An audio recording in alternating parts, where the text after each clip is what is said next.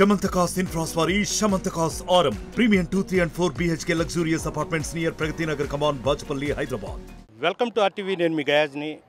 మంత్రివర్యులు సబితా గారు ప్రస్తుతం మనతో ఉన్నారాయనతో మాట్లాడారు. మేడం చెప్పండి, గత 10 రోజుల నుంచి వరదలు వచ్చి గందరగోళం ఉండే పరిస్థితుల్లో చంద్రబాబు నాయుడు ముఖ్యమంత్రి బస్సులోనే ఉంటూ మంత్రివర్యులు మొత్తం పనిచేస్తూ ఒక పక్క కష్టపడుతుంటే మరోపక్క వైఎస్ఆర్సీపీ వాళ్ళు బురద జల్లే కార్యక్రమం చేపడతారు. దాన్ని మీరు ఎలా చూస్తారు?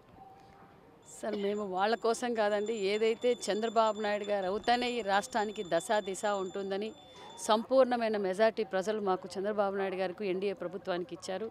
చంద్రబాబు నాయుడు గారు ముఖ్యమంత్రి అయిన రోజు నుంచి కూడా అభివృద్ధి పనులు ఎక్కడైతే ఏమి ఒక పక్క అమరావతి కావచ్చు, పోలవరం కావచ్చు, అనేక పథకాలు కావచ్చు, ఏదైతే మాట చెప్పారో మాట నిలబెట్టుకున్న ముఖ్యమంత్రి చంద్రబాబు నాయుడు గారు 1వ తారీఖునే 4000 పెన్షన్ ఇస్తానన్నారు. పెన్షన్ ఇచ్చారు. డిఎస్సి కోచింగ్ సెంటర్స్ పెట్టారు. డిఎస్సి నోటిఫికేషన్ పెట్టారు.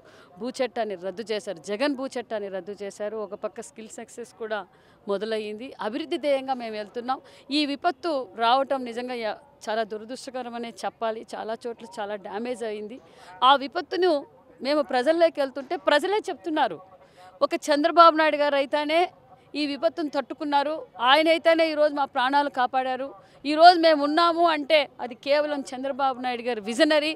ఆయనే స్వయాన కలెక్టరేట్లో వరద మొదలైన రోజు నుంచి స్వయాన చంద్రబాబు నాయుడు గారే కలెక్టరేట్లో 10 రోజులుగా ఒక పక్క మంత్రుల్ని, ఒక పక్క అధికారుల్ని, మిగతా కార్యకర్తలను కావచ్చు, ప్రజలను కావచ్చు అవేర్నెస్ చేస్తూ ఏ నిమిషం ఎక్కడ ఫ్లడ్ పెరిగింది, వాళ్ళని ఏ విధంగా కాపాడుకోవాలి, ఒక పక్క సెంట్రల్ కేంద్రం నుంచి మాట్లాడి బోట్లు తెప్పించడం, హెలికాప్టర్లు తెప్పించడం, డ్రోన్ల ద్వారా ఫుడ్ ఎక్కడైతే అందలేదో అక్కడ డ్రోన్ల ద్వారా ఫుడ్ పంపించడం, హెలికాప్టర్ల ద్వారా ఫుడ్ పంపించడం, స్వయాన మంత్రుల్ని ఒక్కొక్క మంత్రిని ఒక 3 డివిజన్లు పెట్టి ఎమ్మెల్యేలని ఒక పక్క ఎంపీలని ఎప్పటికప్పుడు అలా బోట్ల నుంచి వాళ్ళ ముప్పులో నుంచి తీసుకొచ్చి వాళ్లకు ఒక కేంద్రంగా ఒక షెల్టర్ ఏర్పాటు చేసి కళ్యాణ మండపాల్లో కావచ్చు, సచివాలయాల్లో కావచ్చు ఏర్పాటు చేసి వాళ్ళకి కావాల్సిన వసతులు, ఉదయాన్నే బ్రేక్ఫాస్ట్ దగ్గర నుంచి ఉదయం పాలు, టీ, బిస్కెట్, దానితో పాటు మళ్ళీ బ్రేక్ఫాస్ట్, తర్వాత భోజనం, మళ్ళీ సాయంకాలం పాలు, నీళ్లు అందజేస్తూ రాత్రికి కూడా భోజనం ఏర్పాట్లు. అదేవిధంగా ప్రతి ఈ డివిజన్లో కూడా ఒక సచివాలయంలో మెడికల్ క్యాంపులు పెట్టడం,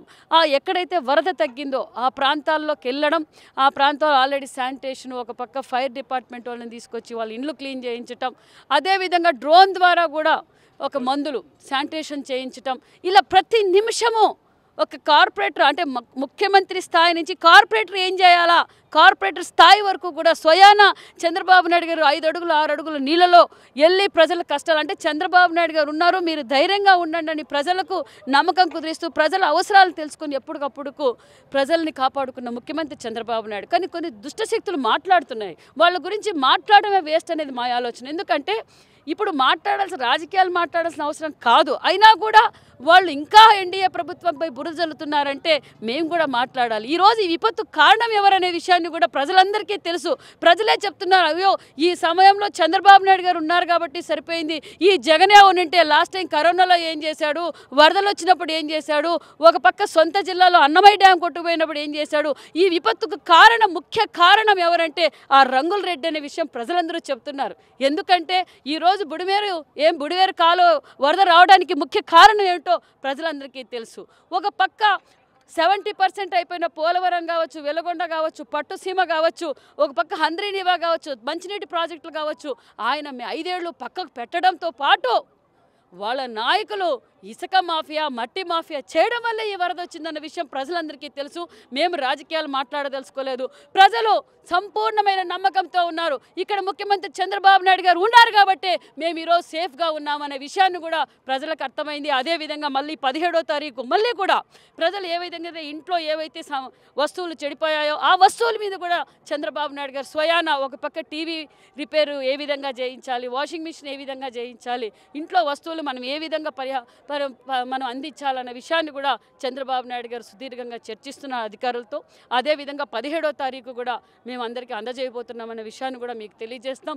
అదేవిధంగా నేను మీడియా ద్వారా ప్రజలందరికీ తెలియజేసేది ఒక్కటే, ఈ కార్యక్రమానికి సహకరించిన ఒక పక్క ముఖ్యమంత్రి గారు, మమ్మల్ని మంత్రులు, ఎమ్మెల్యేలతో పాటు అధికారులు, అన్ని డిపార్ట్మెంట్, సోషల్ మీడియా కావచ్చు, ప్రింట్ మీడియా, ఎలక్ట్రానిక్ మీడియా, ప్రజలు ఎవరైతే మానవతా దృక్పథంతో 270 కోట్ల డబ్బులు కూడా అంటే చందాలు కూడా ఇచ్చారు, విరాళాలు ఇచ్చారు. వారికి కూడా ప్రత్యేకమైన ధన్యవాదాలు కూడా తెలియజేస్తున్నాం. మేడం ఇంకొకటి అంటే మీ కూటమి ప్రభుత్వం మొత్తం ఇప్పటికి కూడా అంటే కోలుకోలేని పరిస్థితిలో ఉన్నారు, ప్రజలు చేస్తున్నారు. ఈరోజు జైల్లో ఉన్న అతని అనుచరుని మాజీ ముఖ్యమంత్రి కలవడం ఎలా చూస్తారు మీరు?